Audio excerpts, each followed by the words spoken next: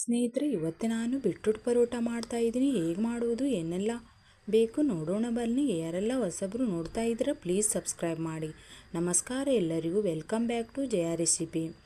ಒಂದು ಬೀಟ್ರೂಟನ್ನು ತಗೊಂಡು ಚೆನ್ನಾಗಿ ಕ್ಲೀನ್ ಮಾಡಿಬಿಟ್ಟು ಮೇಲಿಂದ ಸಿಪ್ಪೆ ತೆಗೆದು ಸಣ್ಣ ಸಣ್ಣದಾಗಿ ಪೀಸ್ ಮಾಡ್ಕೊಂಡಿದ್ದೀನಿ. ಇದರ ಪೇಸ್ಟ್ ಮಾಡ್ಕೊಳ್ಬೇಕು ಮಿಕ್ಸರ್ ಜಾರಲ್ಲಿ ಹಾಕಿ.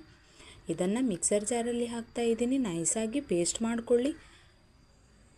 ಪೇಸ್ಟ್ ರೆಡಿಯಾಗಿದೆ.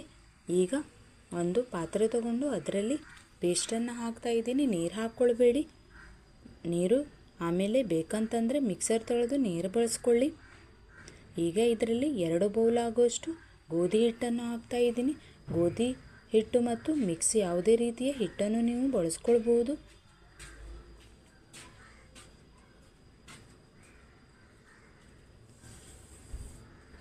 ಅರ್ಧ ಟೇಬಲ್ ಸ್ಪೂನು ಮೆಣಸಿನ ಪುಡಿ, ರುಚಿಗೆ ತಕ್ಕಷ್ಟು ಉಪ್ಪು, ಹಾಗೆಯೇ ಒಂದು ಈರುಳ್ಳಿ, ಹಸಿಮೆಣಸಿನಕಾಯಿ 2, ಕೊತ್ತಂಬರಿ ಸೊಪ್ಪನ್ನು ಸಣ್ಣ ಸಣ್ಣದಾಗಿ ಕಟ್ ಮಾಡಿ ಇಟ್ಕೊಂಡಿದ್ದೀನಿ. ಆದಷ್ಟು ಈರುಳ್ಳಿಯನ್ನು ಸಣ್ಣ ಸಣ್ಣದಾಗಿ ಕಟ್ ಮಾಡಿ ಹಾಕ್ಕೊಳ್ಳಿ. ಇಲ್ಲಾಂದರೆ ಲಟ್ಟಿಸಲು ಆಗುವುದಿಲ್ಲ. ಬೀಟ್ರೂಟ್ ಜಾಸ್ತಿ ಜನ ಇಷ್ಟಪಡೋದಿಲ್ಲ, ಆದರೆ ಈ ರೀತಿ ಮಾಡೋದ್ರಿಂದ ಎಲ್ಲರಿಗೂ ಇಷ್ಟ ಆಗುತ್ತೆ. ಒಂದ್ಸಲ ಚೆನ್ನಾಗಿ ಮಿಕ್ಸ್ ಮಾಡಿಕೊಳ್ಳಿ. ಬೇಕಂತಂದರೆ ನೀರು ಹಾಕ್ಕೊಳ್ಳಿ. ಚಪಾತಿನ ಹಿಟ್ಟಿನ ಥರನೇ ಬರಬೇಕು. ಹಿಟ್ಟು ರೆಡಿಯಾಗಿದೆ ನೋಡಿ. ಕೈಯಿಂದ ಒಂದ್ಸಲ ಮಿಕ್ಸ್ ಮಾಡ್ತಾ ಇದ್ದೀನಿ. ಹಿಟ್ಟು ರೆಡಿಯಾಗಿದೆ ಫ್ರೆಂಡ್ಸ್. ಈಗ ಸಣ್ಣ ಸಣ್ಣ ಉಂಡೆಗಳನ್ನೇ ಮಾಡಿಕೊಂಡು ಸ್ವಲ್ಪ ಒಣ ಹಿಟ್ಟು ಹಾಕಿ ಇದನ್ನು ಲಟ್ಟಿಸ್ಕೊಳ್ಬೇಕು. ಜಾಸ್ತಿ ತೆಳ್ಳನೆ ಮಾಡಬೇಡಿ, ಚಪಾತಿ ಥರನೇ ಲಟ್ಟಿಸ್ಕೊಳ್ಳಿ.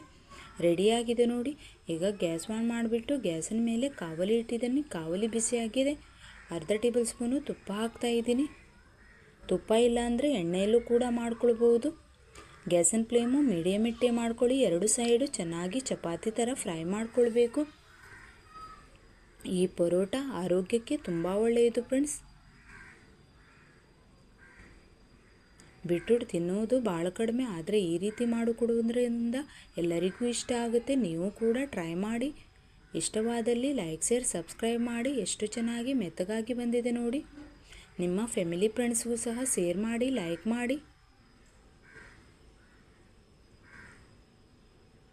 ಯಾರೆಲ್ಲ ನೋಡ್ತಾ ಇದ್ದೀರಾ ಅವರಿಗೆಲ್ಲರಿಗೂ ಧನ್ಯವಾದ.